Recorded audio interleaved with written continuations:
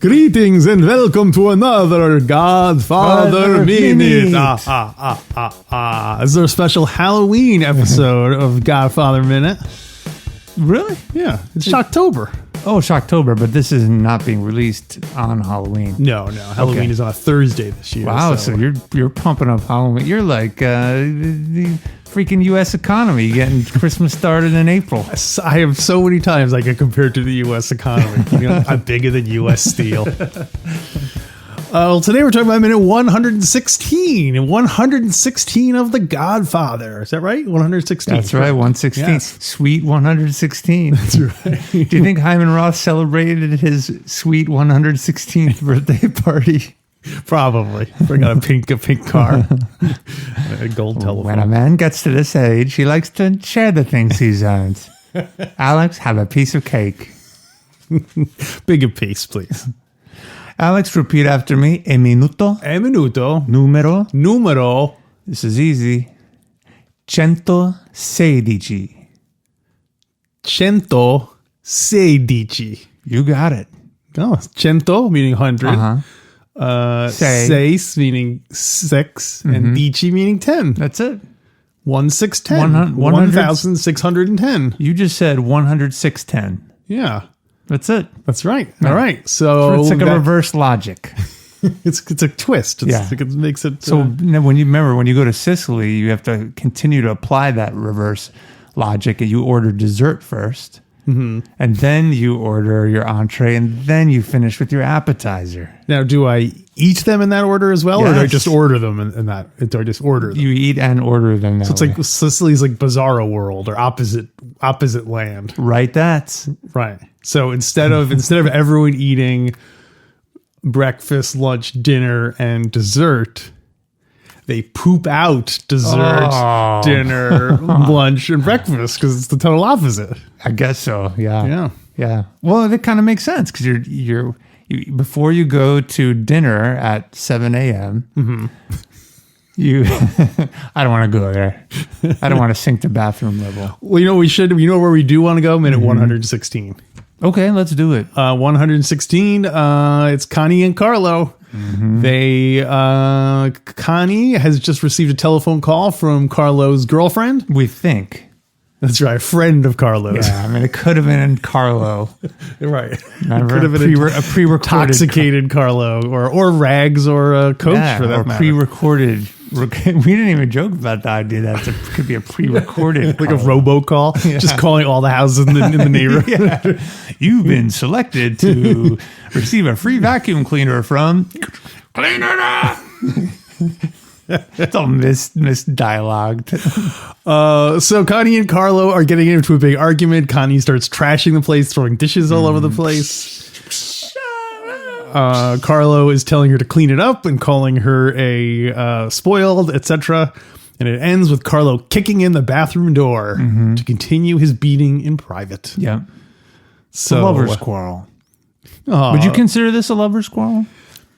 I guess I wouldn't consider this to be a lovers. I guess when you're lovers quarrel, it's like the kind of routine arguments you get into about workaday things. Oh, I wouldn't say if lovers quarrel is like you're breaking dishes and I don't know. Maybe it's just it depends on people's definition of love. Yeah. I guess I'm asking you, is this more than I would say a lover's quarrel that you would have? I would definitely say I've never broken a dish intentionally in our house, but. Have you never broken anything intentionally? No, I'm too uptight. Why have you been in our? I've broken things intentionally, not in anger. I've been like, I'm throwing this thing away. I might as well just break it just for the fun of it. Break a beer bottle. Yeah, but not you're out at night with your buddies, and I've never broken anything that wasn't garbage. How about that? Well, glass is technically not garbage in Portland. All right, take it easy there. Sonny was the one who was all into like, if you put the glass in a compost again, I'll kill you. But you breaking a glass that was empty. You weren't like breaking a full bottle of beer purposely. I don't think so. No, that seems like a waste. Definitely not during a lover's quarrel. Yes.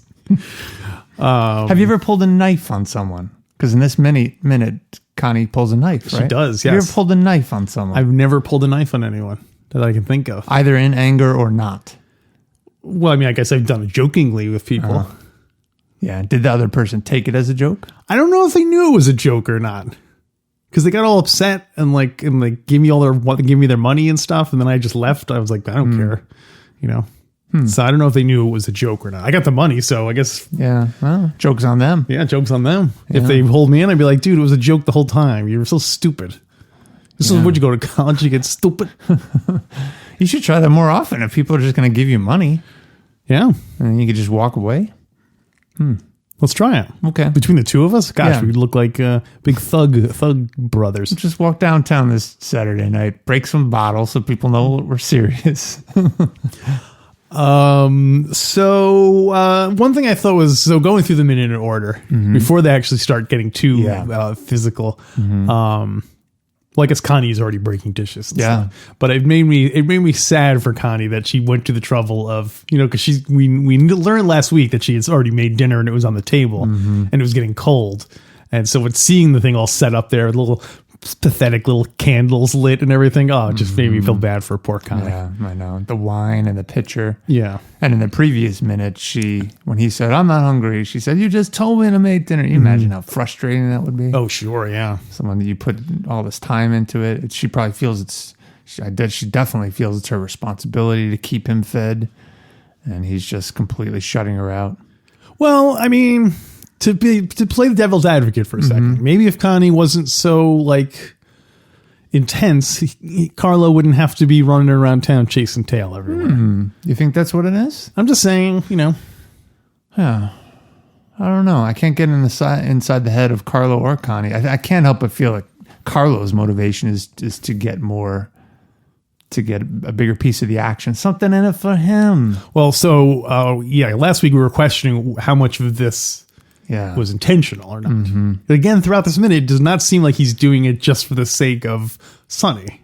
Yeah. I mean, maybe on some level he really is mad also. So he's just like, oh, this is great. I get to beat her for free and Sonny gets killed. So it's a two-for deal. Yeah. Are you suggesting that Wait a minute. Wait a minute. Are you trying to tell me that at the end of the movie, when my son, Michael Corleone, when he learned or when he questions Carlo and says, come on, you can't, that little ruse couldn't fool Corleone. Was it Barzini or Tattaglia? Junio. And Carlo's pretty much saying, I don't know what you're talking about. You think it's possible Carlo really had nothing to do with that?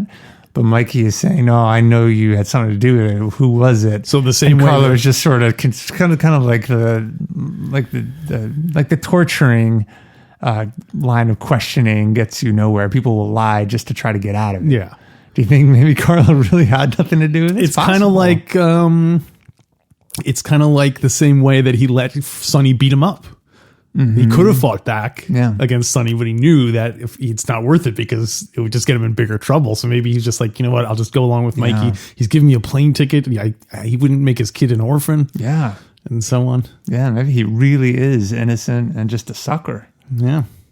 In which case, he deserved it too. Oh. Check. Another person who dies in a car. Yeah. Well, not yet. He's still alive. Not yet. Still alive. And then Connie starts trashing the room. Yeah. Trashing the kitchen table, pulling all these vases off the shelf. Yeah. Have you ever trashed a room like that? No, I don't think so. No.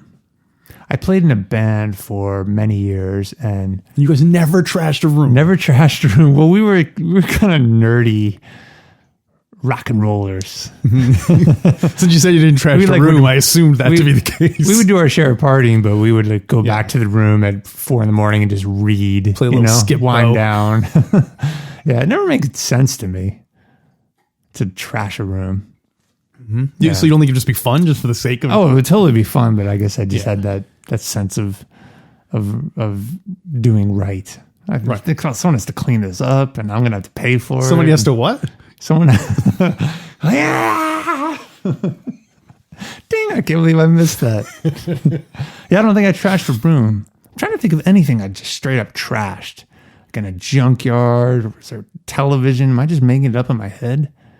Have you ever trashed anything? I can't think of anything really. No. I know you threw a toilet bowl off the Croton Dam. Yeah, were you there for that? No, Matt was there. But it wasn't the you three told of us? No, you told me about it that's afterward. Funny. Yeah, I threw a toilet someone was throwing away. We threw it off of a dam. Yeah. It was great. Mm-hmm. So that's but again, it was something someone was already throwing away. Yeah, Connie's really going at it. She's smashing everything. She even makes it a point to reach up high to get those ceramic figurines. And she's pregnant. She should be taking it easy. Let Carlo trash it. He should be the one trashing it. Pick up that vase and throw it on the ground. Yeah. So I was also trying to think of other movies. Can you think of other movies where someone trashes a room? I made a note of 2. I can't think of any off the top of my head. Do they in Stripes? I'll say 3. They don't in Stripes. I can think of 3 now. They trashed the strip club and They trashed the movie going public with that garbage. yeah. What are the 2 Citizen movies? Kane is one. Oh, He trashes Orson Welles trashes a room. Okay. Pink Floyd, The Wall. Pink yeah. trashes a room. And what was the last one I just came up with? Phooey, I forgot it. There must be others though.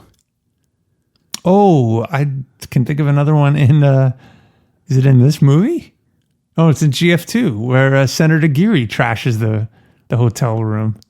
Remember in the rub joint, the Mickey Mouse nightclub? He doesn't trash it, does totally trashes blood everywhere. There's a dead body. But it's just. I think that qualifies as being a trash. All right, room. we'll put a pin in it for now. We'll remember where. Because I just thought that she was dead. I didn't get the impression that. Oh, that's it. Well, no, I didn't get the impression that the whole room was trashed. Oh, okay. Because I would think that if they were the ones, because if Fredo's guys were the ones who killed her, they wouldn't want to trash the room because they're the ones who are going to have to clean it up and they're going to pay for all the broken furniture. That's true. So yeah. They just want it to be as simple and as. Well, I'm trying to remember that scene now. You know what? I remember her laughing, and I remember, yeah, she was definitely laughing. That's Mommy Dearest. Mommy, she trashes the closet with the wire hangers. Absolutely, and the whole backyard too. Yeah, all the clothes she strips off the hangers. Fest, yeah. Oh yeah, the backyard. Tina, bring me the axe. Tina, clean it up. Who do you think would win in a fight, Carlo or Joan? What's her last name? Crawford. Oh, Joan Dearest. Yeah, Carlo or Mommy Dearest. I could see them go. Well, it's funny because also the time period is pretty much the same too. So they're both about the same. Same. Well, the temptation is to say Carlo because he's like he's clearly good at beating up ladies. So, but Mommy Dearest, she's tough. She is tenacious. She took on that whole PepsiCo boardroom. Exactly. I'd love to see Carlo and Joan Crawford go back and forth, like threatening each other. He's like, clean it out. She says, oh, no, you don't, boys. You're not going to push me out. Yeah, you spoiled brat. Well, so unfortunately, between the two of them, we only see them beating up other ladies because Mommy Dearest only beats up her daughter. Yeah. And Carlo only beats up Connie. Yeah. So we never see really how Mommy Dearest would do against a gentleman, or Carlo would do against a gentleman for that matter. Well, you see Mommy Dearest bully her latest husband quite a bit. Yeah. She forces him to put more money into the renovation of their Manhattan apartment. Yeah. Wow, you really remember a lot of the details. Oh, yeah, it's great. You remember what she said to him? He's like, Joni. I'm not one of your fans. He says, Joni, we just don't have the money anymore. And then she said, build it up. Build it up. Clean it up. Build it up. Clean it, build it up. Stand him up. Bring me the axe. I'll have to work with all those into my next song. Oh yeah. Speaking of which, the trap has now been sent. Is being set for Sonny. Oh yeah. How long is it until Sonny is shot on the causeway? We must be getting very, very, very close. Let's do a little counting.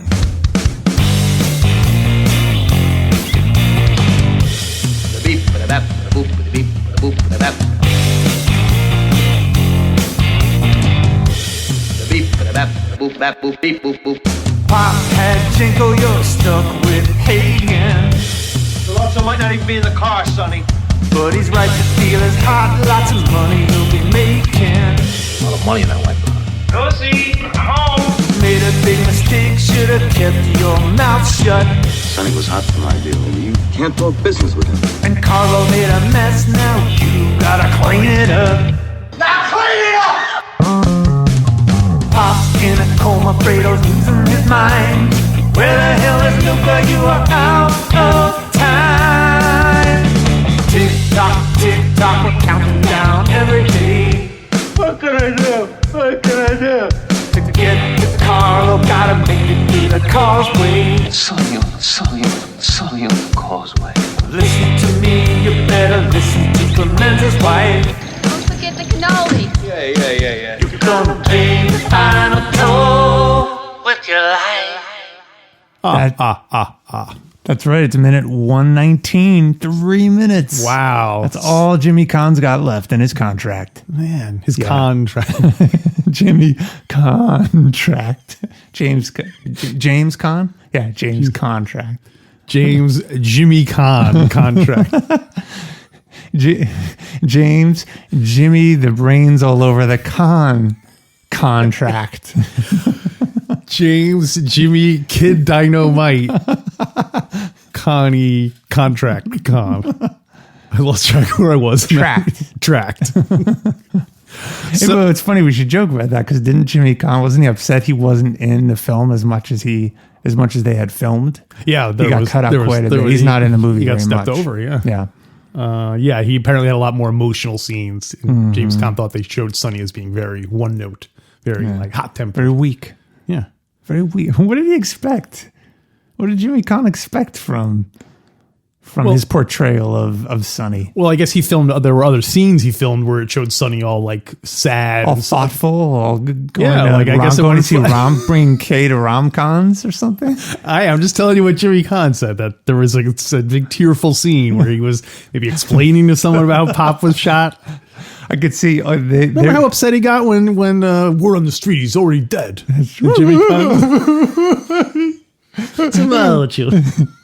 And then when Clemenza would say, "Oh, don't cry, don't cry, Sonny," he's like, "I'm not crying," and then he pushed him. "What? You shut up!" He'd get mad, and so they would only keep the mad part. Oh, right, yeah. So all of his softer sides were already filmed within the scenes we see. They just cut around those out. Yeah, like when the Don says, "Wait a minute." Remember when he interrupts Sollozzo speaking? He's like, "Wait, you."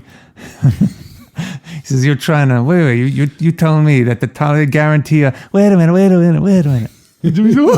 Stop embarrassing me, Papa." Yeah, because so look at we see Fredo cry. Yeah, Fredo cries when Pop gets shot. Does he cry when he doesn't really cry when he's during the I got stepped over part. He gets emotional. No, he's emotional. He's not actually tearing up. Right? I think in GF2 he does cry when Michael, the overdub part where Michael finds him in the street when he's running and all the chaos is taking place. He says, Fredo, get in the car.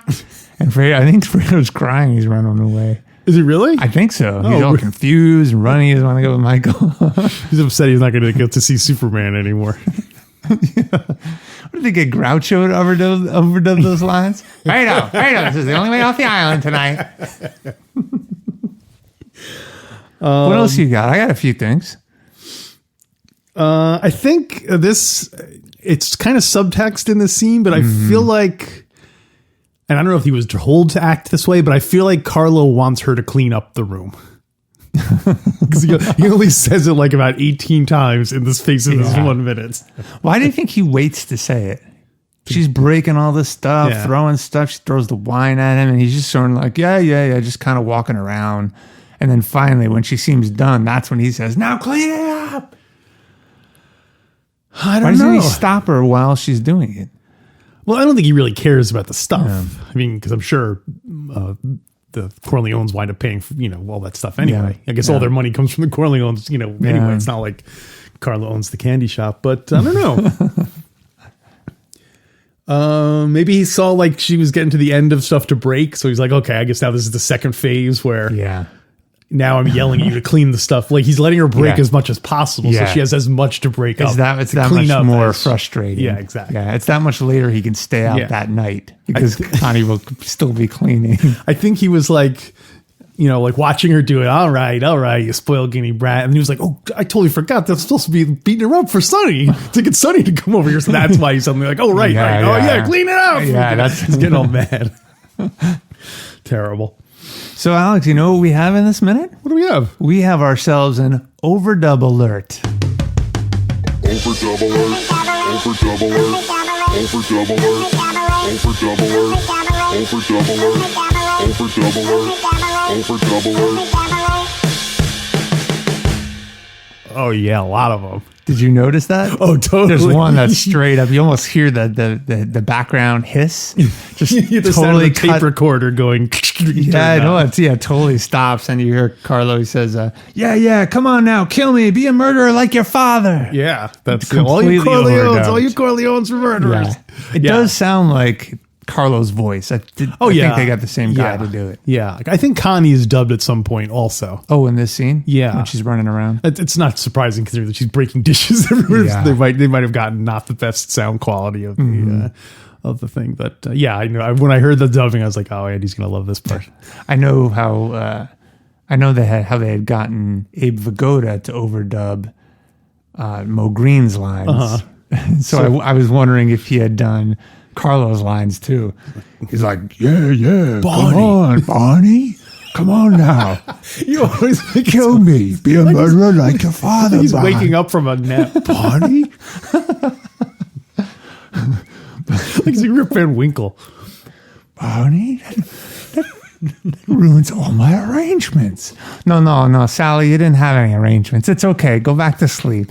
He's not even a capo regime. He's just an old mustache Pete. He's just retired. He's more of a figurative. He's semi-retired. He's semi-retired, and He doesn't even have a crew or anything. They just keep him thinking. He's dementia, basically.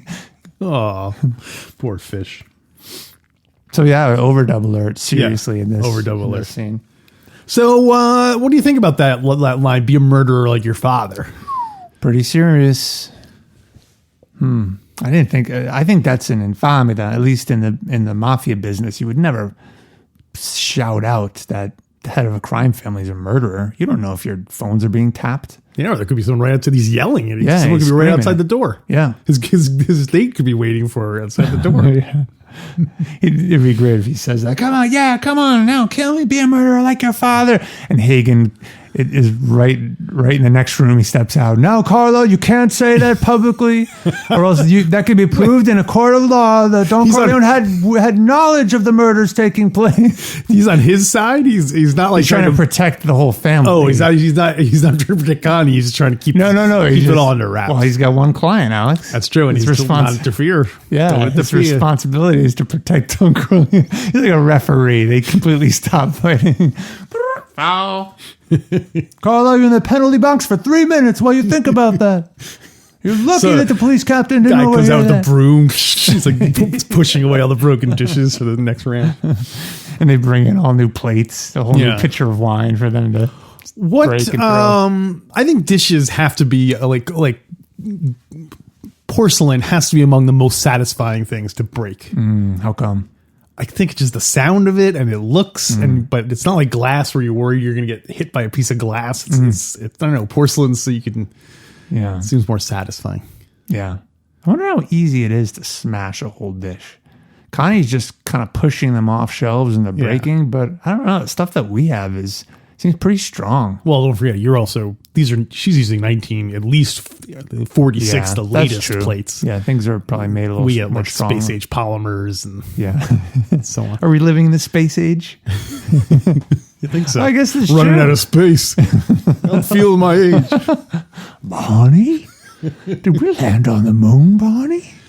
I have a charming anecdote from my own childhood. All right, lay it on us. When I was a kid, I was visiting.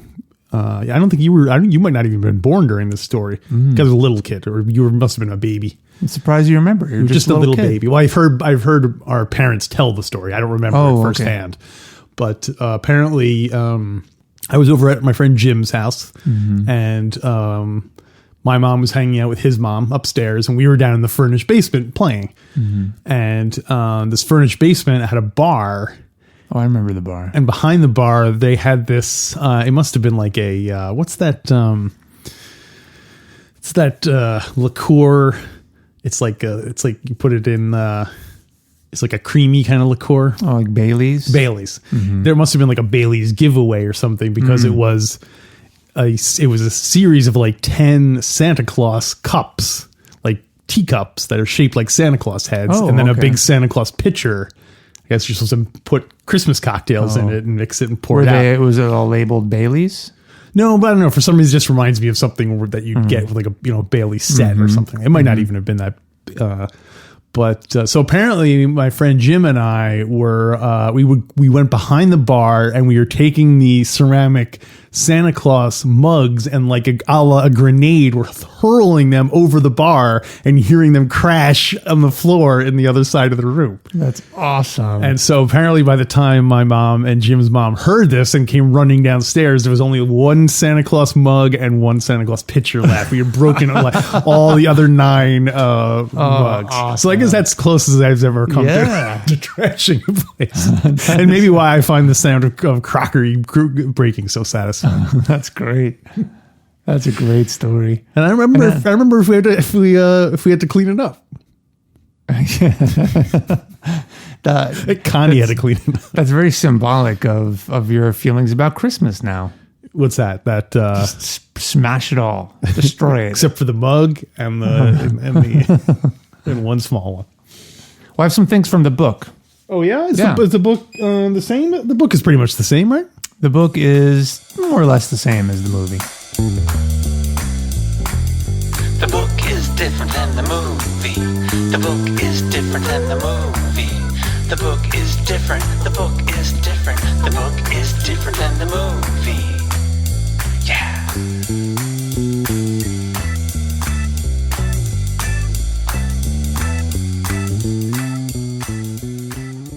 Puzo writes on page 260. This is Carlo. Carlo looked at the greasy veal and peppers splattered all over the kitchen. Greasy. How do they spell it? Is it with an S or Greasy. so? Why Greasy. Did you say greasy? I said greasy. Okay, That's another way of pronouncing it, right? I guess so. It is technically another way of pronouncing it. I guess. I can't argue with that. Carlo looked at the greasy veal and peppers splattered all over the kitchen walls, and his finicky neatness was outraged. Oh, there you go. That's That's some insight that you yeah. don't see in the movie, right? yeah. Would you have guessed that Carlo's a neat freak?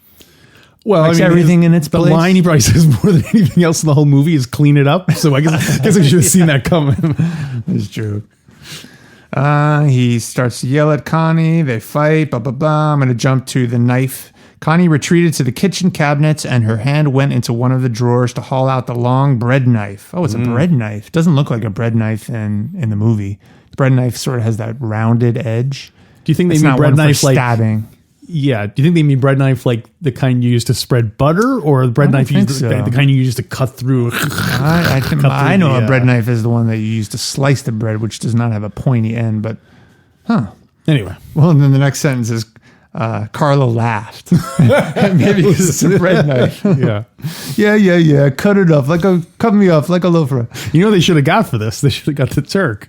Oh, He's good with a knife. He's real good with a knife. Carlo laughed. Huh, even the female Corleones are murderers, he said. He put the belt down on the kitchen table and advanced toward her. She tried a sudden lunge, but her pregnant, heavy body made her slow, and he eluded the thrust she aimed at his groin in such deadly earnest. Whoa. I'm going to skip ahead, Alex. That makes me a little uncomfortable. Puzo writes, he drank from the bottle of whiskey still on the night table. Remember, he's wasted. That's right. We learned last week. Yeah, you don't see that in the movie. He seemed very drunk now. His light blue eyes had a crazy glint in them, and finally Connie was truly afraid. And so he kind of throws her down, but then he walks away. Puzo writes, thoroughly frightened and cowed. Is that how you say it? Cowed? Mm-hmm. She lay in the bed, not daring to see what her husband was doing in the other room. Finally, she rose and went to the door to peer into the living room. Carlo had opened a fresh bottle of whiskey and was sprawled on the sofa. In a little while, he would drink himself into sodden sleep, and she could sneak into the kitchen and call her family in Long Beach. She would tell her mother to send someone out here to get her. She just hoped Sonny didn't answer the phone. She knew it would be best to talk to Tom Hagen or her mother. Or her mother. You can never lose your mother. Talk to your mother. So is that the end of the scene? No, it continues, but it's really for the next minute. Oh, okay, yeah. Because the next minute is the phone call. Right. And there's some good inside information from the book that you don't see in the movie about the phone call.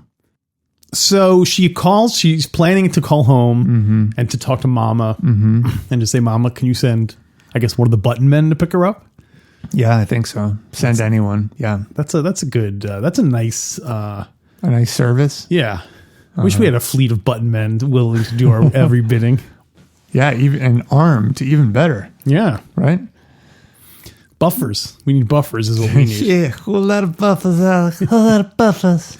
So, do you think... We're going to give you your own personal Luca Brazzi. Just don't bring any babies around. He's got a thing with them. Do you think... This is an uncomfortable scene, because obviously, because, it's very violent and so on. Do you think Connie... Do you think Don... Do you think the Don ever beat Mama?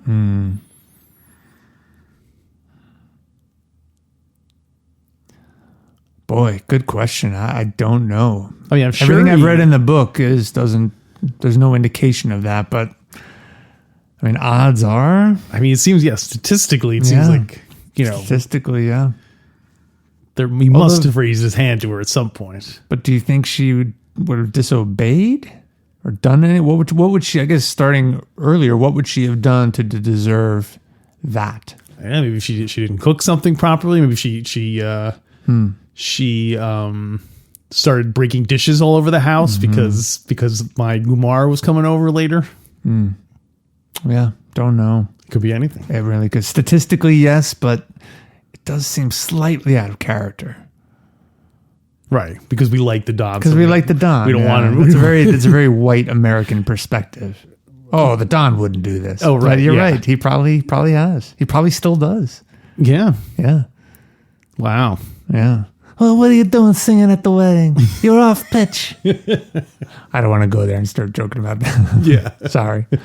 It's funny watching this well, it wasn't funny, but watching this minute, this is a little unsettling because obviously we put humor, we put a spin, a funny spin on our analysis, and this is not really a funny scene. No. But that's the way it goes. There's nothing funny about domestic violence. Nope. Anything else for the minute? Plus the fact that she's pregnant too. Makes it all the more almost in a way it almost makes it like it's almost so over the top that it almost makes it easier to weirdly take because you're like, well, it's just so extreme. No one would really beat a pregnant woman, but obviously people do all the time. Yeah. So anyway, yeah. And I guess we know he gets killed. So yeah, that's true. In the end, Mikey does make Connie's child an orphan. No, an orphan? What's the line? He does say an orphan, but that's not the correct. Oh, that's right. Unless he's going to kill Connie too. Yeah, well, you never know. GF4 hasn't been written yet. So I have nothing else for this minute. I think What would you rate this one? Oh boy, it's a tough one. Because obviously, like you said, the subject matter isn't pleasant, but from a cinematographic Cinematag. Yeah, that. Thinking of in terms of cinema. All right. In terms of cinema. Yeah. Not movies. I'm not saying Think I of it in terms of endorse- cinema, not in terms of movies. Okay. Let's do it. 1, 2, 3, 4. Oh, 4 from clean it Andy. up. I know. It's That is it's memorable. That I think is a line I think you use a lot. Yeah. I think Oh, that's one of your personal. Whenever like something You're about right. cleaning it up comes up, Yeah. you always beat me and tell me to clean it up. So I think it sticks in your head. You know, many episodes ago, I think way back, maybe a year or two, we started talking about what are the most recognizable lines in Godfather series. Yeah, and you said clean it up. I did, but I know it's probably not, but it might be top 10. No way. I bet it's not even Really? top 10. Really? Mm-hmm. Okay, maybe we'll have to really put our heads together and come up with what we think are the top 10 most memorable lines. How about this? I'm going to go over on the Fredo Corleone's Mickey Mouse Nightclub on Facebook. This is before the episode is aired, and I'm just going to ask people, what do you think are the most iconic lines from The Godfather? People just answer whatever they want, and we'll see how many, if any, say, clean it up. It's somewhat skewed because the people who visit, who patronize Fredo Corleone's Mickey Mouse Nightclub, listen to our podcast, so they've heard a disproportionate amount of expressions we like, and so that may bias them. They're not the general public. So you think the clean it up line will be more likely to come up or less likely to I think come it up? will. All right, I'm willing to take the I'm not chance. saying top 10, but it'll be more popular, more referenced than if you just ask some Paulie on the street. Which line would get more? Which line is going to get more mentions? I guess also it's tough because when someone mentions one, other people. They're not going to mention it. You really have to do it polls. Yeah, I'll do a poll. People can write in whatever their own answer is. Yeah. So that's how we'll do it. Yeah. Which will get more votes? Clean it up or for your father? For your father. See, I think clean it up is more iconic than for your father. No one knows that. No one, come on. All right, we'll see. Clean it up for your father. We should go with the ultimate Godfather quote to see how many things you can pack into one line. I made him an offer to clean it up. He had a can't refuse. For your father. Funny papers. All right, I guess that'll wrap up minute 116. We have the bonus content coming up. Yeah, we got some horoscopes we got to get through. Do we have any topics we're going to bring up? I wrote down on my note last week when we were doing something, you said write that down, and I wrote down for this week Godfather FF. Do you remember what that is? No memory. Like Fast Forward, Fantastic Four. I don't know, funny something. Anyway, We'll think about it over in the intermission. yeah. All right, so we'll be back for the bonus content. If you go to godfatherminute.com/support, you can sign up there and you can hear more of us talking. And it truly is funny. If you think we're funny in the first portion, you should try supporting us getting access to this bonus content because we just let it loose. Don't oversell it. We start breaking stuff, and you don't even have to Clean it up!